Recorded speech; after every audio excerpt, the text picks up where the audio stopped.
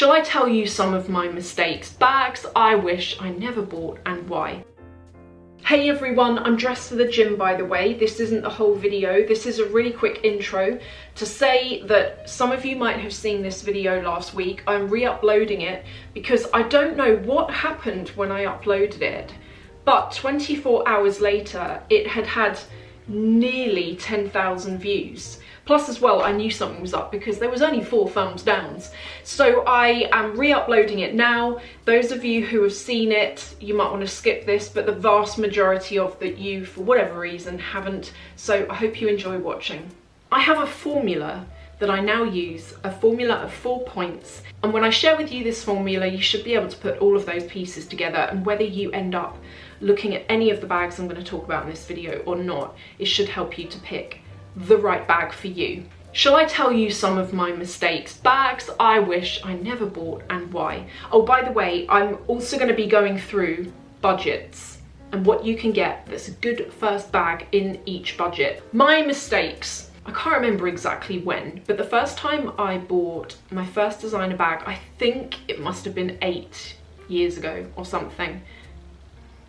I don't know, something like that. And the reason why I was able to do it was because I had been given a Christmas bonus on this one particular year.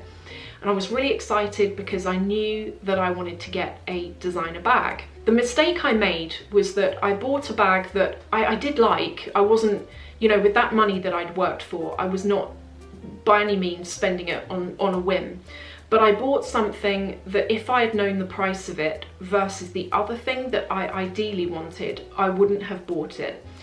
The thing that I ideally wanted was a Chanel classic flap. What I ended up buying was a Louis Vuitton Bria, and the Bria is a beautiful bag, but I didn't realise that for only a couple of £100 more, I could have actually got that classic flap. And it's something I kind of kick myself for now. At the time, Louis Vuitton, they had their product line online and you could go and browse prices. So I could sit in the comfort of my own home and work out what I could afford. Did I like anything? Did I not?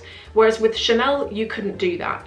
And I certainly did not feel comfortable walking into Chanel and saying, how much is that? And then potentially being told a price that was way out of my budget, and then I had to kind of embarrassed back out of the shop. Now I don't worry about that, but back then I did, because I was so new to kind of buying any of this stuff.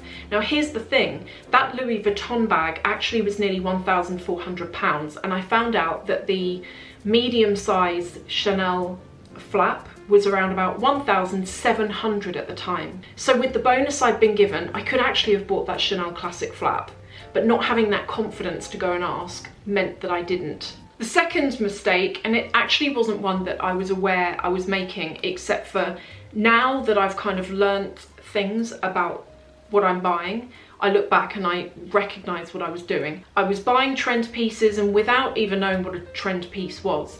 Now I think because of social media, if we're into this kind of stuff, there's a lot more information out there and we're a lot more aware about what a trend bag looks like versus what a long-term bag looks like, but back then I didn't have a clue. Around about 8 years ago, the fashion for designer bags was to have a bag that was as big as possible, and it was normally a hobo type bag, one of those ones that hung off your arm and it was huge like a sack, and all of your stuff used to be really hard to find because it would be rolling around in the bottom of it.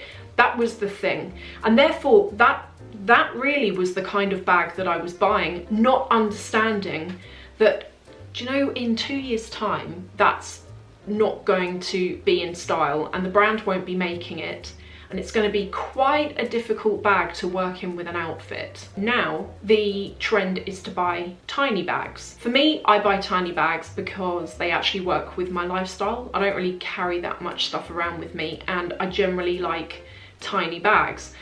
Therefore, the saving that you can get on larger size bags at the moment is pretty decent. And I want to briefly share this with you.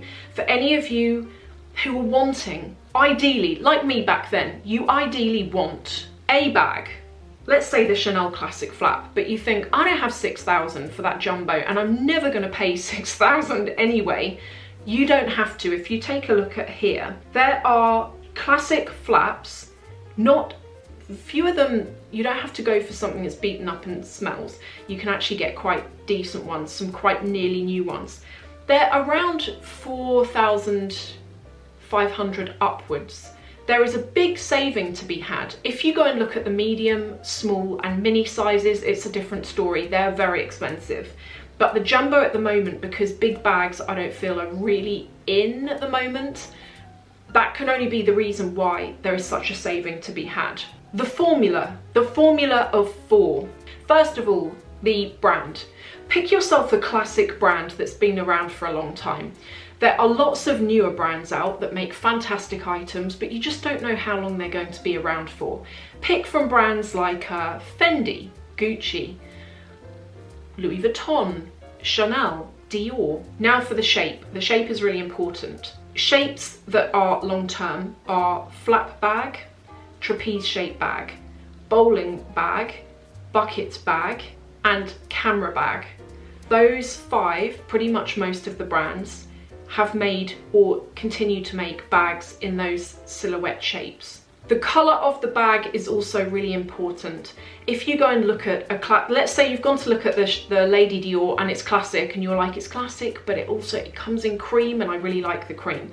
Personally, I would also always say to avoid pale colours if you want something really long term. I did a video on pale colours a while ago, and there are ways to avoid colour transfer. But I'm sure at one point or another you're going to want to wear this bag with jeans, and jeans are just a pain for this. There's no way to avoid jean transfer. I always think go for black. It's a classic colour, it's most likely going to go with everything that you own. Also think about you in the future. How is you in the future going to dress? And then finally, the size. Often when we talk about trend bags, we think about how the bag looks in terms of its colour or its shape. I think we lesser think about how trend also applies to the size of bags. As I mentioned, go all the way back to 2010. The style was to have a hobo style bag that was as big as you could get it. Now it's gone completely the other way, and it's about getting a bag that is as small as you can get it. Try and be aware of that before you go ahead and purchase. And also buy something that's realistically going to work with the amount of stuff you carry around. Because if you're someone that doesn't carry much and you get a massive bag, that's going to annoy you. Likewise, if you carry quite a lot and you get something that's like this, that's going to drive you mad too. If you're not sure, I think a good place to go is with a medium kind of size. You know, I do really like Dior, and this is a medium size Lady Dior. If you are going to buy one of these, by the way, I don't think get the matte. If you want it long term, get the classic calfskin with the hardware in either gold or silver. The classic version, you might end up finding not necessarily more wearable, because this doesn't, you know, there's nothing like really quirky with this. But let's say you wanted to raise some money and you wanted to sell it. You probably do better with this than you will with this. I'm talking in 5 years' time, by the way. Back in the day, I didn't think I was ever going to get to this point where I could buy, you know, this stuff. It was unforeseen, but back then I could probably buy 1 bag a year if I'd had a good year. And if I could have bought 2 bags, because I was confident enough to ask how much they were, I would have bought the black Lady Dior in the medium size and a black classic flap, probably in the jumbo actually. But I didn't. I went and bought other stuff. But even now, if I didn't have the budget to be fortunate enough to have what I've got now, I would have those 2 bags and I'd be very happy with that. What are the bags that I think are your perfect bags to start your collection, and what do I think you should avoid?